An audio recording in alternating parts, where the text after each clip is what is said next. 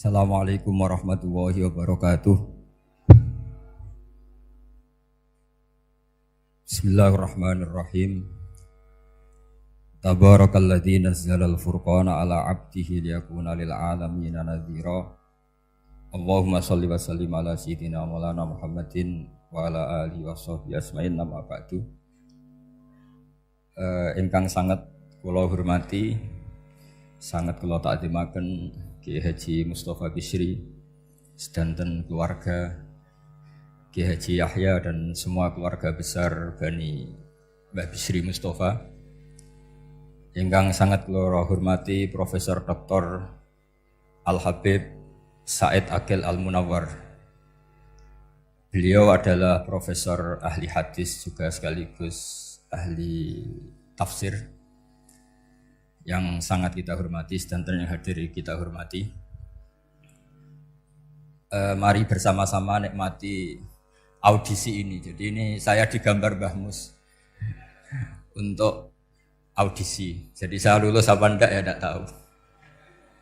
Tapi saya pastikan tadi kalau Profesor Said Aqil Al-Munawwar fasih membaca Al-Quran, saya akan menjadi kompetitornya, akan fasih memaknai tafsir Quran.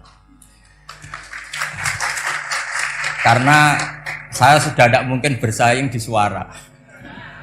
Orang tahu semua kalau suara saya itu jelek. Mungkin Allah mau bagi-bagi rezeki. Jadi kalau saya suaranya bagus, nanti tidak diundang jadi mufassir, diundang jadi penyanyi hadroh. Jadi sudah itu saya nikmati saja. Begini, saya dari awal itu sudah saya perkirakan. Jadi kalau nasib saya baik, itu kalau kalian tidak paham itu akan ngomong gini, wah ilmunya Gus Ba tinggi sehingga kita tidak paham. Itu kalau nasib sedang baik. Kalau nasib saya buruk, itu minim artikulatif sehingga menjelaskannya bulat. Itu pasti nggak pinter orangnya. Menerangkan saja tidak mudah difahami. Tapi kalau nasib sedang baik, sampeannya nggak paham malah muji ilmu saya yang tinggi.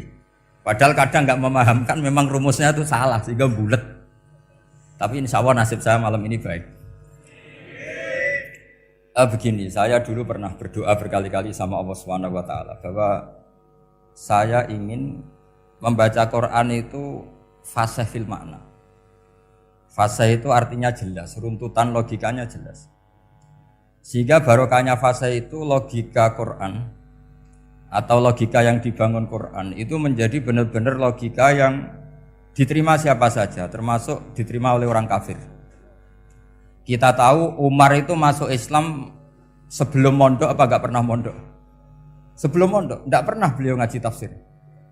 Enggak pernah mondok. Tapi beliau dengar Quran itu faham. Karena logika yang diutarakan Quran itu logika sesuai fitrah salimah, sesuai akal yang sehat. Saya di mana-mana cerita karena ini kebanggaan para mufassir. Ketika Jubair bin Mut'im bin Adi menceritakan bapaknya yaitu Mut'im bin Adi, beliau adalah orang yang sangat pintar sekali sehingga didelegasikan oleh kafir Quraisy untuk jadi negosiator di Asra Badrin. Jadi perang Badar itu kan ada Asra Badrin, orang-orang kafir yang ditawar Islam. Kemudian orang ini diutus untuk jadi negosiator. Singkat cerita pas datang ke Madinah, pas Rasulullah SAW baca surat Wattur wa kitabim mastur fi raqim mansur sampai ayat am khuliqu min ghairi syai'in am humul khaliqun. Sampai ayat am khalaqus samawati wal ard. Di ayat itu Allah menceritakan kalau Tuhan-Tuhan yang kamu anggap Tuhan itu sebagai Tuhan, misalnya Lata, Uzza, Manat, enggak apa-apa kata Allah. Tapi kata Allah saya minta bukti prestasi mereka apa kalau sebagai Tuhan itu. Apakah pernah ikut menciptakan langit bumi? Atau kalau enggak bisa menciptakan urun kata Allah, urun semen sak-sak kata Allah. Penting urun.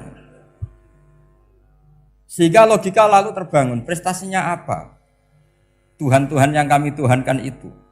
Kata Allah, Qul ara'aytum ma tad'una min dunillah aruni madza khalaqu minal ardi am lahum syirkun fis samawati. Kalau mereka Tuhan, tunjukkan prestasinya ke saya, kata Allah. Apakah mereka terlibat dalam penciptaan langit dan bumi? Atau kalau nggak bisa menciptakan 100%, kata Allah setidaknya urun. Ya tadi urun semen, am lahum syirkun fis samawati. Syirkun maknanya urunan. Lalu ketuhanan berhala, Uzza dan sebagainya batal karena ayat ini. Orang kafir berpikir, wah ini tidak Tuhan karena nggak punya prestasi apa-apa. Lalu mereka secara ekstrim malah berpikir ateisme, tidak mengakui adanya Tuhan. Kalau nggak diakui adanya Tuhan, berarti alam raya ini dimulai dari ketiadaan. Logikanya berarti begini, hadhil maujudat khalaqahal adam. Langit yang karuan wujud, bumi yang karuan wujud, hewan-hewan yang karuan wujud, matahari, rembulan, lautan semuanya wujud. Kemudian semua maujudat ini dirumuskan khalaqahal adam, diciptakan oleh ketiadaan. Pertanyaannya adalah ma huwal junun asyaddu min hadza. Kegilaan apa yang lebih parah ketimbang ini? Karena sesuatu yang wujud dimulai dari sesuatu yang tidak wujud. Berarti sama dengan mengatakan hadhil maujudat khalaqahal adam. Semua yang enggak ada ini diciptakan oleh sesuatu yang enggak ada. Jadi semua yang ada diciptakan oleh sesuatu yang enggak ada. Maka Quran ketika ngendikan am khuliqu min ghairi syai'in. Apakah kalian semua atau mereka semua diciptakan min ghairi syai'in, min ghairi khaliqin maujudin. Saya ngecek di beberapa tafsir termasuk bukan kitab tafsir tapi maknanya sama seperti di Ihya. Masa alam raya seindah ini, seeksistensi ini, senyata ini kemudian diciptakan oleh sesuatu yang tidak ada. Mereka akhirnya mikir, ya harus diciptakan oleh sesuatu yang ada. Nah, karena sesuatu yang ada ini posisi pencipta, maka harus berstatus super. Nah, super ini oleh ulama dibahasakan wajibil wujud. Maka zat yang menciptakan ini namanya zat sing wajibil wujud. Lalu wajibil wujud ini oleh Islam disebut Allah Subhanahu wa ta'ala. Kayak apa fasihnya Quran bikin logika? Atau orang yang jadi Tuhan itu yang mengklaim sebagai Tuhan? Itu juga mungkin, yang penting mewujud. Siapa itu? Fir'aun. Fir'aun itu mengaku sebagai Tuhan. Dia sudah sah dari segi dia wujud. Namanya orang wujud, punya eksistensi, mungkin berkreasi. Saya ulang lagi, namanya orang wujud, punya eksistensi, tentu mungkin berkreasi. Tapi pertanyaannya begini, ketika Musa tanya, pertama ditanya Musa, lalu kamu kalau menyembah selain saya, nyembah siapa? Kata Musa, Rabbul Alamin. Siapa Rabbul Alamin? Rabbus samawati wal ardi, yang menuhani langit bumi. Terus kata Fir'aun, tidak jawab, manggil Haman. Haman, kamu kan arsitektur, coba ibnili sorhal ali abluhul asbab. Ya Haman ibnili sorhal ali abluhul asbab. Bangunkan sebuah piramida yang tinggi, la'ali at-tali'u ila ilahi Musa. Saya ingin melihat Tuhannya Musa. Lalu kemungkinan Tuhan di bumi, kata Fir'aun, ma'alim tulakum min ilahin ghairi. Kemana-mana saya melihat yang jadi Tuhan saya. Musa ngerti kalau Fir'aun ini pekok cara bahasa Jawa itu.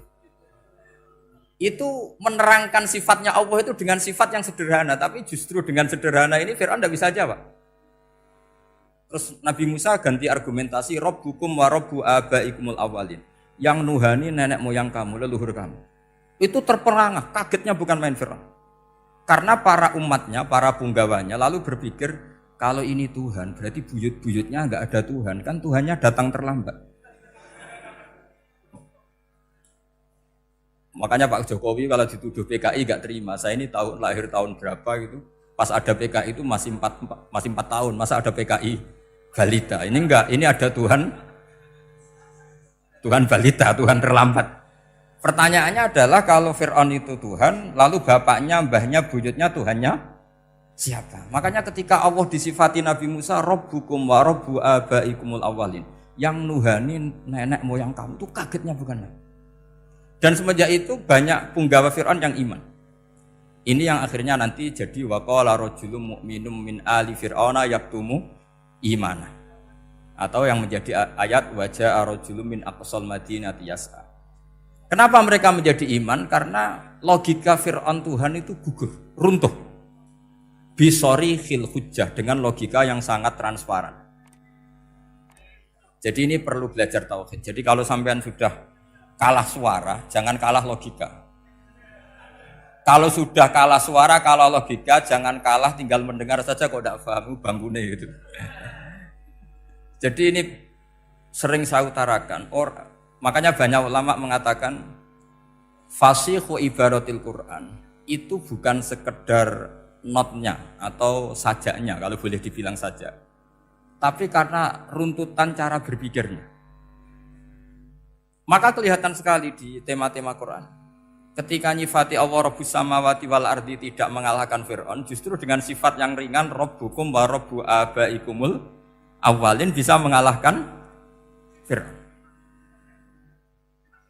Nah, kenapa sekarang orang tidak fasih baca Quran? Karena tadi perangkat itu tidak cukup.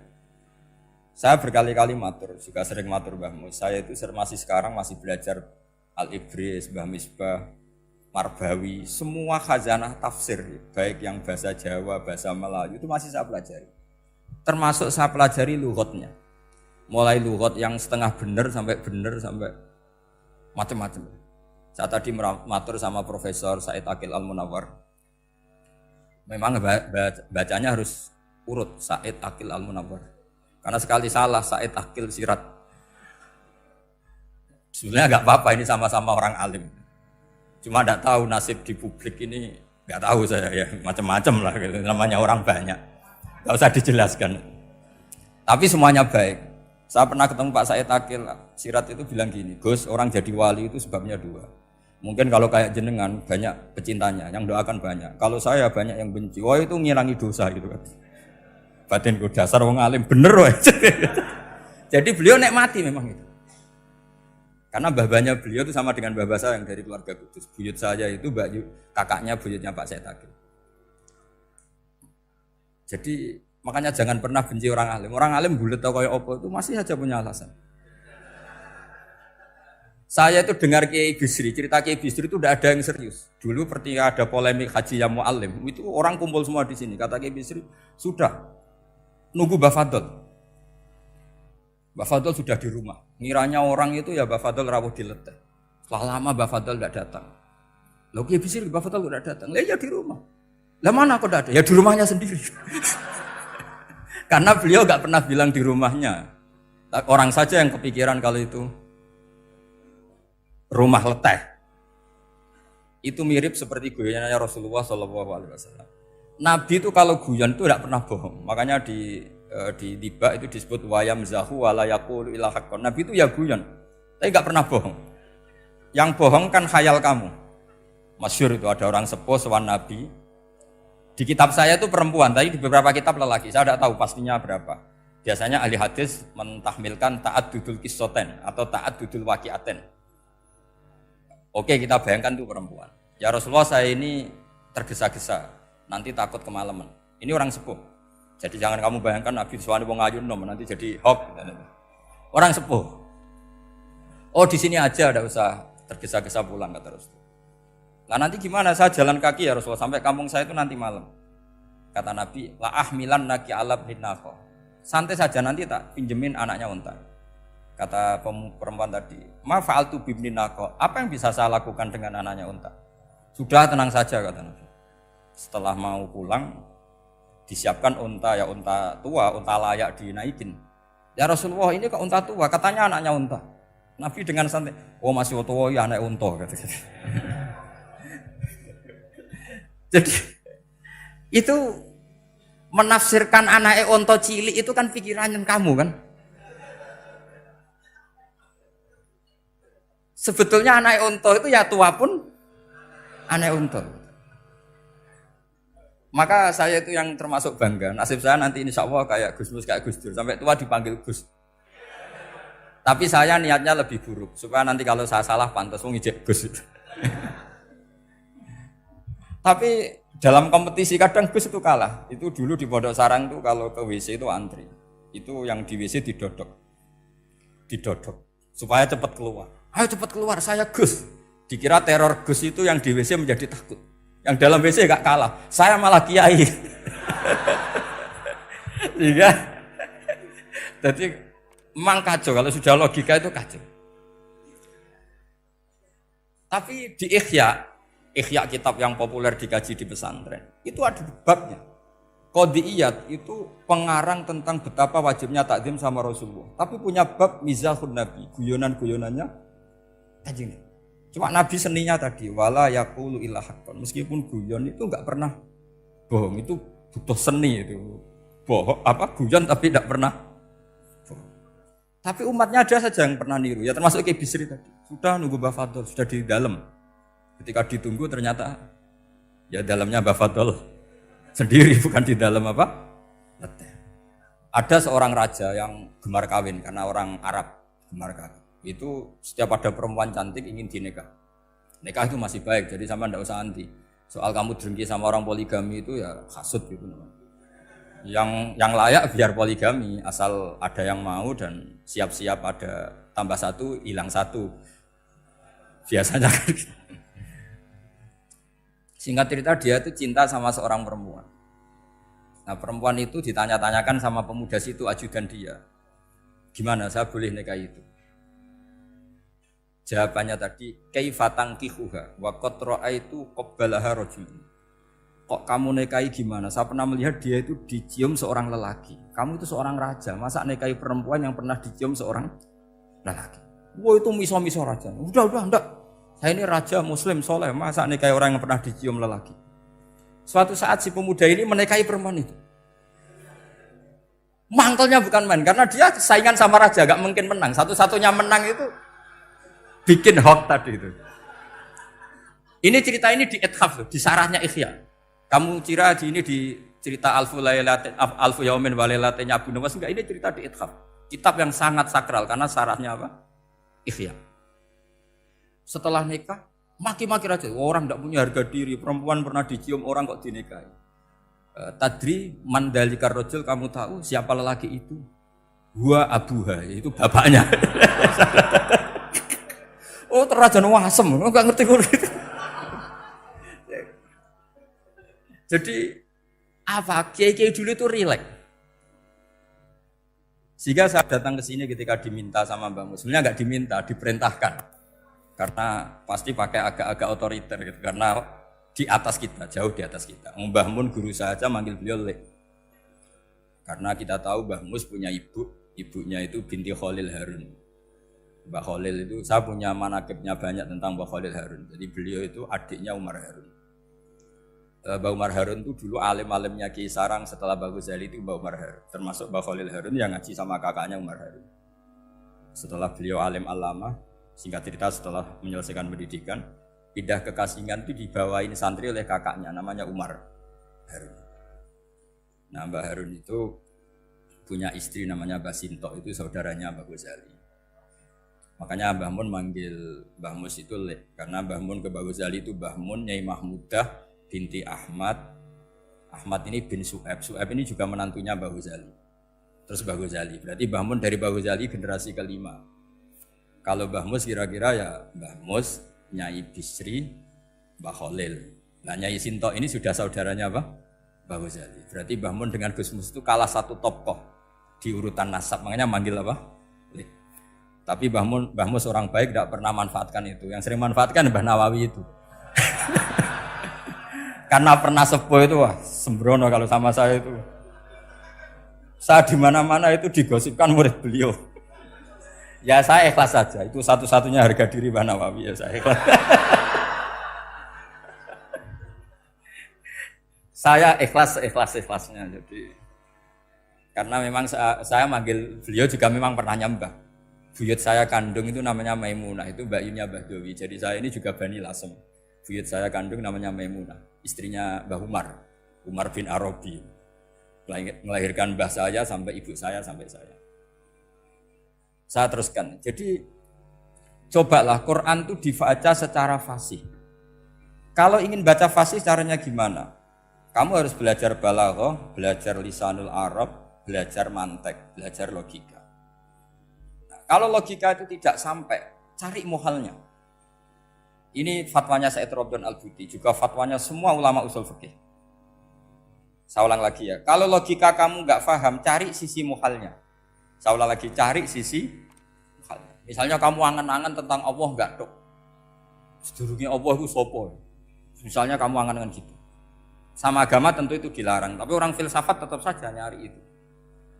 Lalu hentikan pencarian itu, yaitu tadi katakan saja hadhil maujudat yastakhilu ayyakhluqahal adam. Sesuatu yang maujud tentu enggak mungkin disebabkan oleh sesuatu yang tidak ada. Fa innal adama la yu'athiru aslan wala yakhluqu aslan.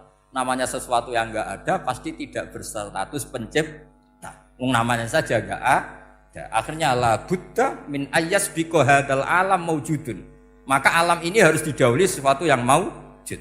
Lah maujud ini yang oleh Islam disebut Allah Subhanahu wa taala.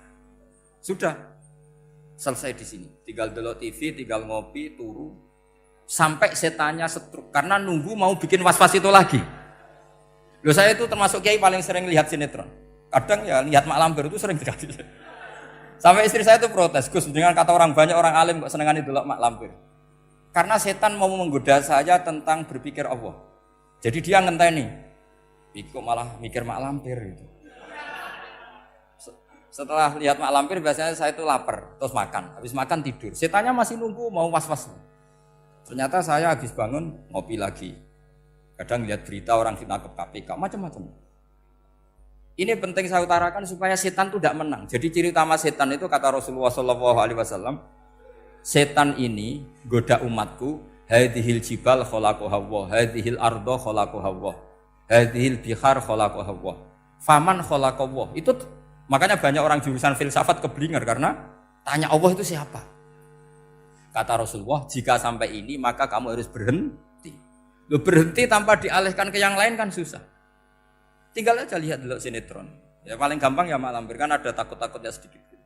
Karena kalau lihat sinetron anak-anak milenial itu kalau ada artis cantik sampai nangis. Karena istri kamu tidak seperti itu. Jadi ini trik ya. Trik supaya melihat TV tapi tidak nyesal. Makanya saya milihnya Angkring Darmo, Mak Lampir. Ya saya nggak mikir maknanya. Butuhnya setan ben mangkol gitu.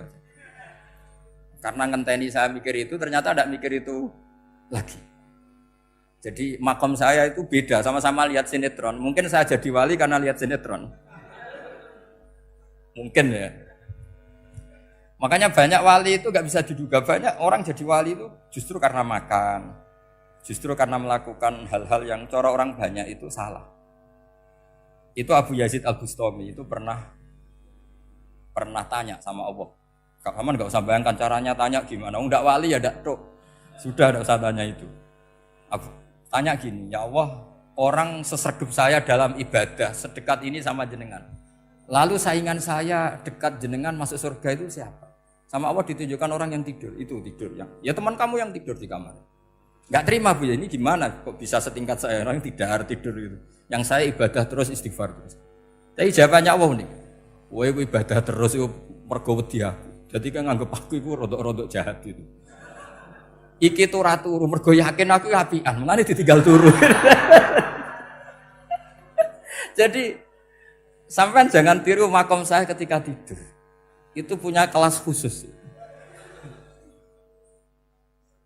Tapi jangan tiru, ini cerita saja, sampean ndak harus niru.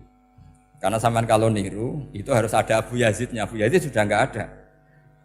Tapi itu ilmu. Ilmu yang cocok enggak cocok harus kita kaji. Saya tadi jagungan sama beliau, sama Profesor Said Akil Al-Munawar. Beliau cerita sebetulnya sekolahan saya itu tentang usul fikih, tapi terkenal saya Profesor Tafsir. Tapi saya suka ilmu usul fikih, meskipun korbannya ya banyak. Biasanya orang jadi liberal gara-gara ya usul fikih. Sebenarnya nggak perlu dipikir lah itu macam-macam. Begini, dalam usul fikih yang mainstream itu kan ada hukum wajib, haram, ya makruh, terus macam-macam lah. Termasuk ada mubah. Mubah itu boleh dilakukan, boleh ditinggalkan.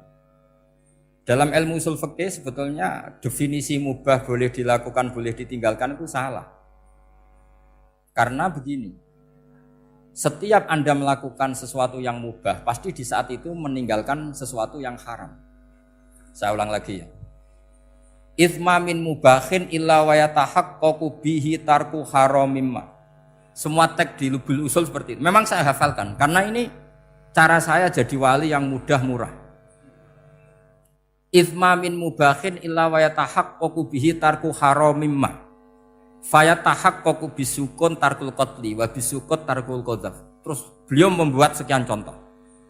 Hukum mubah itu kata ulama yang lain kan boleh dilakukan, boleh ditinggal. Itu tidak benar. Mubah itu ya wajib. Karena setiap kita melakukan mubah maka saat itu berarti kita meninggalkan barang haram. Coba orang tidur itu artinya apa? Tidak zina, tidak maling, tidak selingkuh, tidak mabuk. Sampean di pondok nikmati jagongan, rokokan, ngopi. Artinya nikmati rokok, nikmati kopi, tidak menikmati tontonan di bar. Makanya kita berharap malaikat itu belajar usul fikih sehingga ketika kita rokok di pondok dilihat hada taroka melihat bar, wahada taroka melihat dangdutan, wahada. Jangan sampai malaikat bilang gini, dasar kere rakra delok. Itu repot kalau sampai begitu. Nah, kalau mubah itu artinya tarkul haram. Tarkul haram itu wajib apa sunat? Wajib kan? Berarti setiap orang melakukan mubah hakikatnya melakukan wajib dan itu artinya dapat pahala. Salah sampean ngajine ra khatam, dadi nglakoni mubah ku mengira tetap mubah. Maka berbahagialah orang yang ngajinya khatam. Makanya setahu saya kiai-kiai Mbah Mun ya sering guyon. Setahu saya Mbah Mun kalau ketemu Mbah Mus ya guyon terus. Guyonnya ini adalah waminal qutbi kata Imam Ghazali. Qutbu hadzal al-istildad bil mubahat. Poros agama ini pada akhirnya adalah nikmati sesuatu yang dibolehkan Allah Subhanahu. Orang itu kalau fasik, mau makan siang aja kalau enggak ditemani perempuan cantik enggak bisa makan. Mau jalan-jalan kalau enggak ditemani perempuan cantik enggak bisa jalan-jalan. Kalau kiai-kiai itu enggak. Gujluk-gujlukan wis seneng ira karuan. Dulu terkenalnya Kiai Bisri, Kiai diundang, katanya mau ada menteri. Ternyata menterinya ya beliau tidak masak entok di sini. Karena maknanya menteri itu pembantu presiden. Semua kita adalah bantu presiden terlaksananya kedamaian itu. Loh iya kan? Saya berkali-kali ngomong di mana-mana. Apa artinya menteri pertanian kalau kita tidak nanam padi? Mbok pinternya kayak apa tetap nggak ada ketahanan pangan. Sekarang menjadi ketahanan pangan itu rumusnya menteri apa karena petani mau nanam padi? Itu hakikatnya membantu presiden dalam ketahanan pangan. Cuma petani lebih keren karena tidak butuh digaji. Kalau menteri ya keren tapi kurang keren karena masih dapat apa? Gaji. Akeh tunggale anak mikir untuk gaji. Nah petani enggak mikir enggak dapat gaji. Oh, itu keren. Selalu rakyat lebih keren dibanding pejabatnya. Memang gitu aturannya begitu. Aturannya begitu. Kamu saja yang kurang syukur. Jadi rakyat tuh gremeng. Enak jadi menteri. Ya sudah itu hak kamu, tapi saya tidak berpikir seperti itu. Maka saya ulang lagi ya. Kenapa saya ngomong seperti ini? Supaya tadi saya sudah bilang, saya sudah enggak menang dalam suara, harus menang dalam logika. Karena ini audisi, ini audisi. Di kabar Mbah Mus, nanti yang menang siapa tidak tahu. Tadi Pak Mu'ad, sekarang saya, kemarin Gus Zofur enggak tahu saya, nanti masuk nominasi apa enggak tahu. Begini. Kalau artinya fi'lul mubah itu tarkul haram, saya ulang lagi. Kalau fi'lul mubah itu artinya tarkul, maka mubah ini spesialnya. Sehingga Allah kadang ngendikan sederhana sekali. Wa min ayatihi manamukum billaili wan nahar. Termasuk ayatnya Allah adalah kamu ditakdir tidur malam hari maupun siang hari. Kalau kamu enggak malam hari, subuh hari, pagi hari, siang hari. Kenapa dihitung wa min ayatihi? Sekarang kalau ada pakar medis, pakar kesehatan bilang, ini kalau kurang istirahat mati, kalau kurang istirahat jantungan. Berarti tidur adalah menghilangkan penyakit jantung. Obat paling mandi dengan orang rutin tidurnya, itu masih mandi orang rutin tidur. Kamu beli obat harganya 1 miliar, tapi gak pernah tidur 3 hari, tetap taqabbalallahu minna minkum taqabbal ya karim. Maka yang penting itu obatnya apa tidurnya? Tidurnya yang dibantu obat. Tapi kalau obat tok gak dibantu tidur, masih sakit. Berarti penting mana tidur sama obat? Karena penting tidur wa min ayatihi. Orang kayak sampean sering delok YouTube, delok gambar macam-macam. Barokah mana dengan tidur? Wong nak melek mripate delok macam-macam. Barokah tidur. Jadi tidur adalah perlawanan terhadap keinginan melakukan haraman. Ya, saya ulang lagi, tidur itu adalah perlawanan terhadap keinginan melakukan keharaman. Jadi kalau mau tidur nyati gini, ya Allah, siap tidak berangan-angan tentang maksiat, terus tidur. Itu wa min ayatihi. Jangan kok gak di duit terus ngombe sing akeh ben iso ngantuk. Wah ini tidur yang untuk melawan kemiskinan. Supaya lupa utangnya tidur, lupa kasusnya itu udah akan jadi wali yang seperti itu. Kalau jadi wali tak gugat itu. Nah, sehingga karena mubah itu tarkul haram, Allah itu sering menghitung ibadah yang super itu halal mubah. Misalnya Allah ngendikan kulu washrobu, kamu harus makan. Sekarang gini, jaga kesehatan itu wajib enggak? Wajib. Kalau saya tidak sehat tidak bisa ngaji di sini. Apalagi Mbah Mus kalau nggak sehat ditunggu orang se-Indonesia fatwanya. Dan di antara cara sehat kamu harus makan. Kalau nggak makan sakit. Lalu makan dengan posisi menyehatkan orang yang bisa fatwa, bisa mulang, bisa macam-macam. Posisi ini super apa tidak super? Super. Maka Allah kadang sederhana ngendikan ibadah itu kulu wasrobu jom kowe yo mangan yo. Tapi ayat ini menjadi tidak hebat kalau dibaca orang tidak pernah ngaji, tidak pernah ngaji usul fikih. Pangeran piye toh? Dirimo ngongkon mangan kowe dikongkokno kulu. Wis ora usah ngono ya wis mangan. Rusak Quran kena makna niku rusak. Kamu tahu superiornya ayat kulu wasrobu kalau belajar fa inna fi'lal mubah berarti tarkul haram karena saat melakukan mubah artinya tarkul haram. Dan tarkul haram itu penting. Sekarang gini, merusak diri sendiri haram apa enggak? Haram. Untuk supaya tidak rusak kamu harus makan. Berarti makan wajib apa sunat? Wajib. Lho sing haram itu kalau tulung piring dintekno. Nah, dengan cara pemaknaan seperti ini, Quran akan superior. Bahkan di ayat-ayat yang kelihatannya sederhana, kulu washrobu, wala tusrifu. Ketika Nabi Musa dimenangkan mengalahkan Fir'aun, itu Allah firman pertama gitu, kamu harus makan mimma razaqnakum. Cuma syaratnya wala tatghaw fihi fayakhilla alaikum ghadab. Kalau kamu berlebihan nanti dapat ghadab saya. Nah khawatir saya kalau ilmu ini sudah hilang terus ayat-ayat yang biasa tentang kemanusiaan dikira biasa. Padahal ayat ini super, misalnya nikah. Nikah itu oleh Allah, perempuan yang kita nikahin itu oleh Allah disebut surga. Saya punya bukti, misalnya gini ayat ya, wala tangkihul musyrikati hatta yu'min wala amatum mu'minatun khairum min musyrikati walau a'jabatkum. Terusannya ayat wala tangkihul musyrikina hatta yu'minu wala abdu mu'minun khairum min musyriki walau a'jabakum. Terusannya ayat ulaika yad'una ilan nar.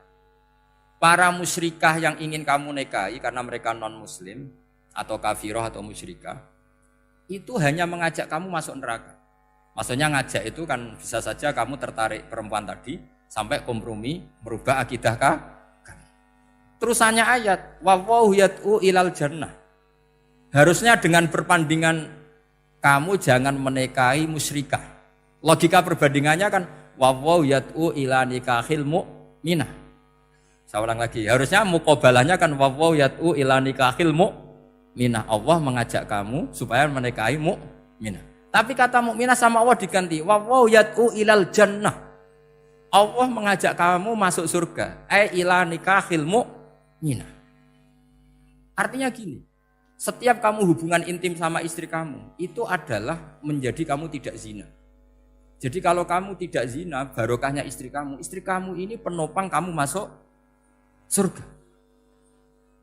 Makanya Rasulullah pernah ditanya, ibadah itu apa saja? Nabi secara ringan diantara jawabannya, wa fi buti ahadikum shadaqah. Sudah kamu ngumpul istri kamu itu ya ibadah. Terus kata sahabat-sahabat, ya Rasulullah ayati ahaduna syahwatahu wa walahu ajrun. Yang benar saja Rasulullah, masa urusan gitu dapat pahala. Nabi jawabannya ya enteng, alai salawatu fi haramin aka'ana ali wisrun. Kalau dia salah yang dikeloni kan ya dosa. Berarti kalau ngeloni yang benar juga pahala. Berarti istri kamu itu jannah surga. Cuma jannah yang agak aneh karena rewel itu agak aneh. Jadi itu jannah yang agak aneh. Maka supaya jannah ini tidak aneh, kata Rasulullah itu cara bersuami istri itu kata Rasulullah halla jariyatan tula ibuka wa tula ibuka. Sebagian riwayat halla jariyatan tudhahikuha wa tudhahikuka. Kamu cari perempuan yang gampang guyon, gampang rileks. Mula abah itu rileks, mudhahaka ya rileks. Saya berkali-kali cerita, saya ini termasuk orang yang enggak pernah diskusi penting sama istri saya. Karena takut tegang. Biasanya kalau tegang itu yang suaminya kalah. Jadi saya itu enggak pernah diskusi penting. Saya kemarin mau ke Pasuruan ya, mau ke Peloso itu ditanya, mau kemana? Ya enggak tahu. Terus pulangnya kapan? Ya enggak tahu. Wong kok rohan. Ya saya senang saja. Enggak roh itu artinya kan bodoh. Orang bodoh itu enggak mukallaf, artinya enggak dosa kata saya. Jadi saya ngambil hikmahnya saja. Anda tahu, ditakoki kok jawabannya ora jelas. Ora jelas itu misteri. Memang dunia itu penuh misteri. Pokoknya tak itu. Pokoknya yang kira-kira itu jadi tidak penting. Rasulullah tuh kalau debat sama istrinya ya milih gitu, milih mula abba mudhahaka. Saya punya sekian cerita betapa Rasulullah tuh rileks ngadepin cemburu-cemburunan. Sayyidah Khadijah tentu orang yang super bagi Rasulullah. Sampai ketika adiknya Sayyidah Khadijah, kalau nggak salah namanya itu Halah itu. Kalau datang itu Rasulullah tuh menjamu karena mengingatkan suara Khadijah. Kalau muji Khadijah itu sudah langit Rasulullah. Sehingga Aisyah itu cemburu. Bagaimana Anda selalu muji Khadijah? Waqad abdalakallahu khairan minha. Allah mengganti yang lebih cantik ketimbang Khadijah dan lebih muda. Maksudnya Aisyah. Kenapa masih muji yang sudah meninggal? Tua lagi kan. Gantian Sayyidah Fatimah yang tersinggung karena ibunya ditua-tuakan. Itu ketika Fatimah cemburu, mangkelnya sama Sayyidah Aisyah. Mangkel manusiawi loh. Enggak usah kamu jadi Syiah terus benci Aisyah itu. Karena kalau kamu jadi benci Aisyah berarti kamu nganggap Aisyah itu salah. Dan itu efeknya di Rasulullah, berarti Rasulullah milih istri yang salah. Makanya kita ini madzhabnya ahli sunnah. Abu Bakar tidak mal'un. Kenapa tidak mal'un? Kalau kamu bilang Abu Bakar mal'un berarti Rasulullah salah pilih teman. Umar tidak mal'un karena Rasulullah pasti milih teman yang benar. Begitu juga milih istri yang benar. Dalilnya tidak usah jauh-jauh. At-thayyibatu lit-thayyibi. At-yabut thayyib tentu Rasulullah. Berarti istrinya pasti thayyibah. Jadi madhab ahli sunnah adalah madhab sing jelas-jelas min baini farsi wa damil labanan khalisan sa'iwal lisyari. Jadi kalau kamu cari logika gampang saja. Nabi itu thayyib, bahkan atyabut thayyib. Padahal kata Allah at-thayyibatu lit-thayyibi. Ya jelas ya. Jadi ini tidak usah dimasukkan hati tentang konfliknya Aisyah dan Fatimah. Itu biasa saja. Yang satu bela ibunya, yang satu bela dirinya. Sebenarnya Aisyah itu enggak niat ngeritik Khadijah. Ingin diperhatikan Rasulullah saja. Terus ketika Sayyidah Fatimah matur ya Rasulullah saya supaya ngalahkan Aisyah itu gimana? Karena ibu saya sudah meninggal ya memang cantik dia, muda dia. Dan tahu betul orang kalau Nabi itu sangat mencintai Aisyah. Kata Rasulullah bilang gini saja, tetap hebat ibu saya. Karena ibu saya dapat Rasulullah rondo untuk Joko. Kowe ayu kaya apa iku untuk dudo. Jadi rileks saja Rasulullah. Akhirnya ya semenjak itu enggak ngeritik lagi, bahaya ini kalau ngeritik. Khadijah itu kan sudah umur 40 tahun. Janda dapat Joko. Aisyah perawan untuk dudo. Keren mana? Keren Khadijah. Jadi tidak semua masalah itu Nabi itu menyelesaikan cara ekstrim. Nabi itu biasa mula apa? Santai rileks. Nah, kalau para mbak-mbak ini ingin jadi surga yang enggak aneh, syaratnya jangan rewel karena di surga itu enggak boleh ada orang rewel. Tapi kalau enggak rewel sementara suami kamu enggak benar, ini namanya goblok. Maka kata Mbah Mun kalau ngijazahi santri-santrinya, "Cung bojomu kudu rewel, enggak ngono fakir," kata Mbah Mun. Tapi santri yang di belakang gremeng, "Iya, Mbah, nak fakir, nak jantungan mati." Makanya sering itu. Jadi di antara ulumil Quran itu ada istilah maudhi'ul mudmar mengganti maudhi'ud dhamir atau maudhi'ul lafzi menggantikan lafdzan akhar. Itu memang agak jelimet di ilmu tafsir, tapi bagi pelakunya itu menjadi gampang. Ya tadi, ketika Allah melarang nikah hal musyrikah, saya ulang lagi. Ketika Allah melarang nikah hal musyrikah, normalnya perbandingannya kan wallahu yad'u ila nikahil mu'minah. Tapi sama Allah digenti, wallahu yad'u ilal jannah. Itu menunjukkan bahwa nikahul mukminah adalah al jannah. Karena kamu hubungan intim ya ibadah, diwamuk kowe sabar ya ibadah, nafakoi ya ibadah, neng-nengan kejahatan senjata juga ibadah. Seru Kang, neng-nengan itu seru. Karena memang di antara sistem tubuh kita itu butuh masa-masa jeda. Itu mari cerdas. Karena tubuh kita ini tidak hanya butuh seneng, tapi juga butuh susah. Susah itu melahirkan kearifan. Jajal bojomu tahu minggat, mesti kearifan kamu meningkat. Jadi minggat itu ya penting. Nikmati saja. Loh, ini saya enggak ngajari keburukan. Memang seperti itu. Nah, saya berharap ilmu usul fikih ini tidak boleh hilang. Karena dengan ilmu usul fikih kita tahu mubah adalah tarkul haram dan tarkul haram adalah wajib. Maka Allah sering sekali membicarakan sesuatu yang mubah itu superior. Kayak tadi wa min ayatihi manamukum billaili wan nahar. Termasuk ayatnya Allah adalah kamu itu tidur. Cara berpikir tadi, kalau saya tidak tidur sakit, kalau sakit habis biaya banyak. Sementara tidur hanya butuh seperti ini. Betapa baiknya Allah dengan tidur bisa menjaga kesehatan yang kalau tidak dijaga berbiaya tinggi. Berarti hadan naumul ibadah. Terus ulama bilang tidur itu ibadah kalau niatnya litaqawi alal ibadah. Tapi nak waya blojo turu lah itu sing masalah. Tapi tentu ilmu itu ada pembanding. Sekarang ketika kamu tidur itu tarkul wajib apa tarkul haram lah itu masalahnya. Seringnya kamu itu tarkul wajib. Waya mulang turu. Waya ngantor wong kerja turu. Lah itu tarkul haram atau tarkul wajib? Tarkul wajib. Kalau tarkul wajib berarti status tidur kamu haram. Sudah pinter ini sudah maju ini sudah maju. Jadi saya belajar usul fikih lagi-lagi karena untuk menjadi mufassir itu harus menguasai balaghah, menguasai usul fikih, menguasai lisanul arabi. Nah, lisanul arabi yang sering saya contohkan berkali-kali. Saya punya kitab namanya Ar-Risalah. Orisinil karangannya Imam Syafi'i. Saya baca beberapa kali khatam. Juga saya beberapa kali bacakan santri. Itu kalau memaknai Quran secara lisanul arabi itu gampang sekali. Gampang sekali. Ketika Imam Syafi'i mengatakan kamu boleh tayamum ketika bepergian dan saat bepergian itu tidak menemukan air. Syaratnya kamu tolabul ma', cari-cari dulu. Ketika ditanya sama ashabus Syafi'i, kenapa harus cari-cari dulu? Jawabannya enteng. Li'anna Allah ta'ala yaqul falam tajidu ma'an wala yuqalu liman lam yatlub lam yajid. Karena Allah ngendikan kemudian kamu tidak menemukan air. Di mana-mana tidak menemukan setelah mencari. Kalau belum mencari namanya tidak tahu. Jadi dari kata falam tajidu ma'an kemudian kamu tidak menemukan. Tidak menemukan berarti apa? Setelah mencari. Sehingga beliau mensyaratkan dicari-cari dulu baru berkesimpulan tidak menemukan. Nah, setelah tidak menemukan kamu baru boleh tayang. Segampang itu ilmu usul fikih di depan Imam Syafi'i. Ulumul Quran dianalisis dengan usul fikih. Ketika ditanya, kenapa Anda mensyaratkan nikah itu pakai wali? Ayatnya apa? Kalau hadisnya jelas, la nikaha illa biwaliyin mursyidin. Ayatnya apa? Imam Syafi'i secara enteng baca ayat fala ta'duluhunna ayyankihna azwajahunna idza taradau bainahum bil ma'ruf. Jika wanita yang kamu waleni, saya ulang lagi, jika perempuan yang kamu walikan, misalnya kamu punya anak yang umur 20 tahun ingin nikah sama seseorang. Seseorang ini layak. Ya misalnya kiai ya apal alfiyah. Tadi kata Mbah Mus itu muridnya Mbah Khalil itu alfiyah diwolak-walik apa. Saking seringnya belajar alfiyah kata beliau sampai santri apal alfiyah wolak-walik tapi ora roh carane jamak kosor. Karena dulu pondoknya mau pondok nahwu.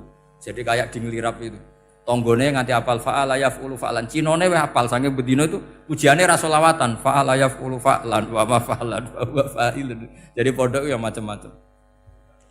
Itu saya tadi sampai mana itu? Tentang apa? Wali nikah tadi. Di bab fikih, saya ulang lagi di bab fikih. Itu kata Allah, jika perempuan yang kamu walikan itu ingin nikah, fala ta'duluhunna, jangan kamu larang. Kata Imam Syafi'i, kalau seorang wali tidak punya hak mewalikan, maka larangan jangan menghalangi itu tidak ada gunanya. Misalnya gini, Zaid itu tidak punya utang saya ulang lagi, Zaid tidak punya utang saya. Memang ini ilmu logika, Zaid tidak punya utang saya. Terus sampean bilang ke saya gini, Gus Bah, Zaid ojo tagih. Itu omongannya wong aneh apa enggak? Aneh kan? Tapi kalau Zaid punya utang saya 1 juta, terus kamu menasihati saya, Gus Zaid ojo tagih. Benar apa enggak? Wali itu punya hak melarang. Saya ulang lagi, wali berarti punya hak melarang putrinya tidak nikah. Sehingga diperintahkan Allah, kamu jangan pernah melarang. Berarti punya hak melarang. Kayak tadi, Gus ojo tagih, berarti aku dia hak nagih. Misalnya otoritas bandara ATR, pesawat Boeing sekian-sekian Lion bolehkan landing di sini. Karena operatornya punya hak melarang, juga punya hak mengizinkan. Tapi kalau orang lain kamu bilangin, pesawat Lion nggak boleh landing di Semarang, orang lain yang nggak terkait dengan otoritas itu, aneh nggak omongan itu? Aneh.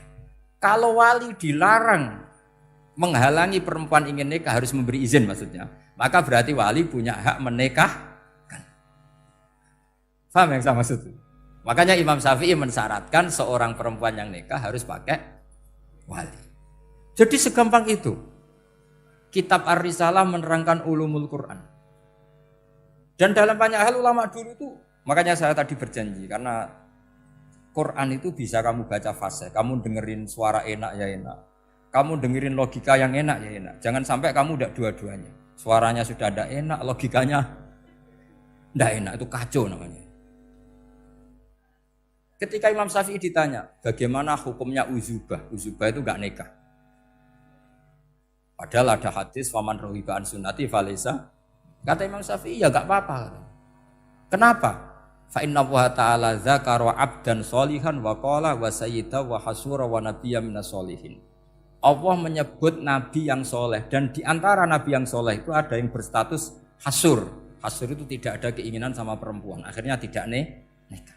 Berarti tidak nikah itu boleh karena ada nabi yang tidak nikah. Segampang itu dulu. Saya punya kitab, saya ini baru gencar-gencarnya kampanye kitab Syajaratul Ma'arif. Karena memang kitab itu bagus, menurut saya simpel dalam memahami Quran. Jadi anggap saja ini bentuk penghormatan saya sama Ki Bisri yang sudah mengkhidmai, mengenalkan ulumul Quran lewat tafsir Al-Ibris. Yang Ki Misbah punya tafsir Al-Iqlil. Memang dua beliau itu kalau yang satu ngarang terjemah Alfiyah, yang satu yang ngarang satu. Ini dua kutub yang berbeda, yang satu sangat rileks, yang satu sangat seperti itu. Nggak usah diterjemah nanti jadi repot. Itu ulumul Quran yang ditulis Syajaratul Ma'arif itu gampang sekali. Misalnya begini, beliau bikin judul Babun Nafil Ibad Bikullil Bilad. Bab seseorang harus manfaat kapan saja dia berada. Itu terus beliau qala ta'ala wa ja'alani mubarakan ainama kuntu. Ciri utama para nabi itu ngendikan wa ja'alani mubarakan ainama kuntu. Saya dijadikan di mana-mana itu berkah. Jadi seseorang hidup harus di mana-mana manfaat. Terus ketika beliau ngendikan babun la yutrakul haqqu li ajril batil, bahwa kebenaran tidak boleh ditinggalkan hanya karena ada banyak kebatilan. Beliau terus ngendikan inna sofal marwata min sya'airillah faman hajjal baita wa atamara fala junaha alai ayat tawafa bihima. Jadi di sofa itu ada berhala namanya Isaf, di Marwah ada berhala namanya Nailah, atau sebaliknya pokoknya Isaf dan Nailah.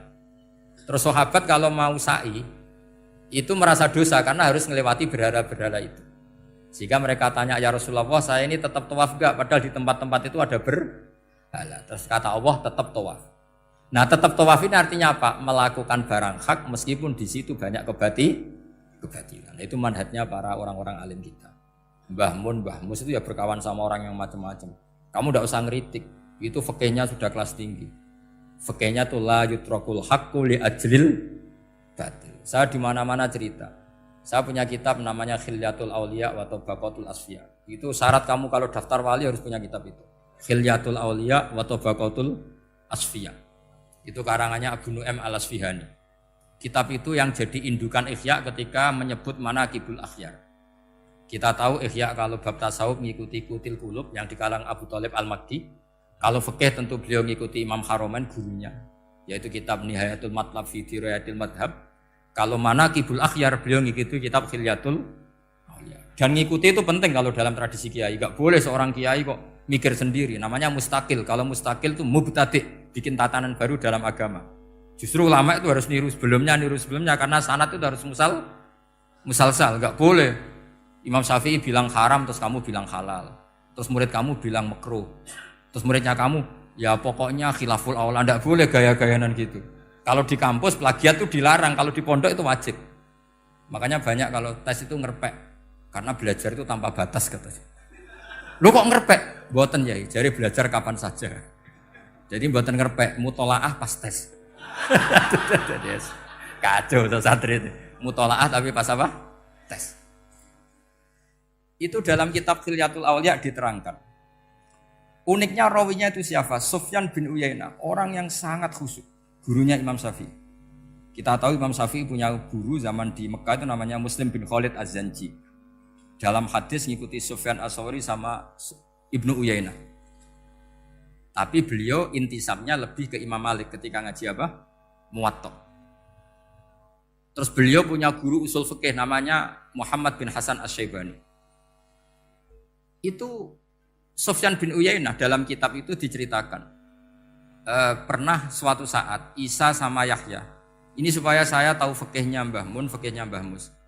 Isa sama Yahya itu satu nabi yang sama-sama muda, yang satu angkatan. Saya berkali-kali cerita, nabi yang satu angkatan itu ada 3. Tapi yang 2 ini enggak level, yaitu Ibrahim dan Lut. Tapi enggak level karena Lut itu adalah pernah keponakan siapa? Ibrahim. Musa dan Harun, tapi Harun itu enggak levelnya Musa karena dia jadi nabi berdasar proposal Nabi Musa. Jadi Nabi Musa itu alsak, agak pelak. Sehingga beliau kalau menjelaskan kesulitan, terus pakai jubir. Makanya kemarin-kemarin itu ada wali yang kalau ngomong pakai apa? Jubir. Akhirnya Nabi Musa ngendikan apa? Waj'alli waziran min ahli Haruna akhi usdud bihi azri wa asyrikhu fi amri. Ya Allah, saya ini lisannya agak pati fasih. Tolong Harun sing huwa afsahu minni lisanan. Yang lisannya lebih fasih tolong jadikan nabi. Sama Allah dituruti, Harun jadi apa? Nabi. Tapi yang dapat wahyu Musa, jadi dia hanya jubir. Makanya seangkatan tapi tidak level. Yang seangkatan level itu hanya Yahya dan Isa. Nabi Isa kita tahu berstatus wa yukallimun nasa fil mahdi wa kahla. Jadi mulai kecil sudah pinter. Nabi Yahya ya enggak kalah keren. Ya Yahya khudil kitab bi quwwah wa atainal hukma sabiyah. Ketika kecil sudah pinter. Jadi ini rivalitas dalam ilmu. Makanya khilaf itu penting. Jangan gontok-gontokan berarti ora tahu ngaji. Khilaf itu penting. Nabi Yahya itu kalau jalan-jalan sampai Nabi Isa, itu yang Nabi Yahya mesti tanya, aina khiyarun nas, rumahnya orang baik mana? Saya mau nginep di situ. Mesti tanya gitu kalau di satu perkampungan yang beliau-beliau sedang jalan-jalan. Tapi kalau Nabi Isa tanyanya aneh, aina syirarun nas, wong sing elek-elek manggone nang ndi? Akhirnya ini kan terjadi debat, tapi karena sama nabinya ya ndak debat kusir terus kubu-kubunan kosong berapa sama kosong berapa, ndak, ini sama. Ya sama-sama kosong-kosong, sama-sama orang ikhlas itu kosong-kosong. Sama lama terus debat kecil. Kenapa kamu tanya aina khiyarun nas? Mana orang-orang baik? Jawabnya Nabi Yahya, ya kumpul orang baik itu enak, nyaman, teduh, enak lah. Nah kamu kenapa kok tanya mau nginep di aina syirarun nas? Ana nabiyun, ana tobibun, udawil mardo. Saya ini dokter, nabi itu dokter. Di mana-mana dokter menyembuhkan yang sakit. Kalau Anda peneliti penyakit, cari daerah yang banyak endemik penyakit apa yang daerah sehat? Daerah yang kena endemik penyakit. Tapi problemnya Anda sendiri berpenyakit dan kalau ke situ tambah nemen. Ya sama, kalau kamu kira-kira tidak kuat ya jangan kumpul orang yang seperti itu. Kamu tidak kuat kan, malah katut. Tapi fikih-fikih kiai-kiai kita, guru-guru kita, berteman orang macam-macam tenang saja. Karena mereka kekuatan kesalehannya sudah absolut, sudah kuat sekali. Ya tentu bi'aunillah wa bitaufiqih. Sehingga kamu tidak usah meki para guru-guru kita. Saya pernah didhawuhi Mbah Mun. Ya Jong ya aku wis ketemu Megawati. Piye-piye Indonesia kudu damai. Engko nak tukaran yo repot. Jane yo piye aku yo kiai. Artinya beliau harus ketemu karena untuk supaya Indonesia itu damai. Beliau anggap saja makili religius, Bu Mega makili apa? Nasional. Dan Indonesia damai itu kalau ada kerjasama antara kaum nasionalis dan kaum apa? Religi. Jadi yang namanya damai itu penting sekali. Sampai Rasulullah itu pernah berdamai sama orang yang jelas-jelas kafir. Apalagi Indonesia belum sampai seperti itu. Yaitu kita tahu dalam Sulhul Hudaybiyah, Nabi berakad damai sama Suhail bin Amr. Padahal kafir. Nah, kalau kamu Qur'annya sudah seperti itu, maka Qur'an itu punya kekuatan yang luar biasa. Ketika Sayyidina Ali konflik sama Sayyidina Muawiyah, itu dirumuskan kita berdamai. Setelah kita berdamai, terus ada pertanyaan begini. Lalu orang yang sedang konflik itu nak ketemu raine, roh raine wis ra seneng. Ning dinggon jenenge konflik ketemu raine wis ra seneng. Oke, kita pakai mediator, kata Sayyidina Ali. Akhirnya Sayyidina Ali pakai mediator, Muawiyah pakai mediator. Terus orang Khawarij bilang, dalilnya apa mediator itu? Enggak ada Qur'annya. Itu orang Khawarij. Sama nggak usah tanya kalau orang sekarang yang apa Gus? Wah itu mari fitnah, itu provokator berarti tanya gitu. Singkat cerita terus Sayyidina Ali itu agak marah karena beliau terbentuk oleh Quran. Itu spontan Sayyidina Ali baca ayat wa in khiftum shiqaqa bainihima fab'atsu hakaman min ahli wa hakaman min ahliya. Jika suami istri menghadapi konflik, di mana-mana konflik roh raine kan gak seneng. Maka yang keluarga lelaki kirim mediator, yang keluarga perempuan kirim. Terus dari Sayyidina Ali, wa ummatu Muhammad a'dhamu min amri rajulin wa imra'atin. Umatnya Muhammad lebih serius ketimbang urusan lelaki dan perempuan. Wong suami istri saja kalau konflik butuh mediator, apalagi hadhil ummah. Segampang itu mereka istidlal. Jadi mediator dalilnya mana ya? Dalilnya wa in khiftum shiqaqa bainihima fab'atsu hakaman min ahli wa hakaman min ahli. Dulu Quran itu seperti itu. Nah sekarang problemnya Quran itu tidak dikaji seperti itu sehingga fasihul ibarat atau fasihul akli atau balaghatut ta'aqqul itu enggak ada. Makanya saya ini pengagum kitab Ibnu Hajar al-Asqalani yang nyarai Bukhari. Kata Ibnu Hajar al-Asqalani termasuk mukjizatnya Quran adalah al-iltizat al-akli. Akal itu menjadi nyaman. Itu uniknya yang dicontohkan seperti ngaji saya malam ini. Misalnya Allah ngendikan am khuliqu min ghairi syai'in, yang namanya maujudat tentu diciptakan sesuatu yang maujud. Karena akal akan tersiksa ketika dicekoki gini. Hadhil maujudat khalaqahal adam. Tersiksa enggak akal kamu sebagai orang waras dicekoki pikiran hadhil maujudat khalaqahal adam. Ini maujudat disebabkan oleh ketiadaan. Mesti kowe ra iso turu. Barang rono kok iso gawe iku piye? Nah ini yang dimaksud dalam ilmu tasawuf ala bi dzikrillah tatmainnul qulub. Jadi cara tenangnya hati itu macam-macam. Nak wong toreko wis wong kon wiridan. Nak kaya kula rada ahli akal, wis meneng. Alhamdulillah di pangeran sing wujud. Berarti hadil maujudat khalaqahal maujud. Berhubung maujud ini pencipta berstatus super. Super itu dalam agama disebut wajibul wujud atau musabbibul asbab atau kausa primamboh lah sauni-uni. Sing penting itu ora hadil maujudat khalaqahal ada. Makanya kata beliau Nabi itu bukan sekedar jamal suratan, ganteng secara perawakan, secara fisik enggak, tapi juga Nabi punya jamalul akal. Akalnya itu nyaman. Yaitu kita disuruh iman dengan sesuatu yang memang kita nyaman. Seperti kita disuruh iman bahwa alam ini diciptakan oleh Allah, oleh al-mawjud yang super. Kan terus nyaman. Coba kalau kamu diajarin Islam, alam ini yakini yang menciptakan adalah ketiadaan. Oh kamu kuliah sampai profesor sampai dokter pusing, ini ajaran apa? Sesuatu yang tidak ada menyebabkan sesuatu yang ada. Yaitu namanya termasuk ajaran ini indah karena ada al-iltizat al-akli. Kenyamanan apa? Berpikir karena terusnya. Ya saya kira demikian, ini audisinya selesai. Assalamualaikum warahmatullahi wabarakatuh.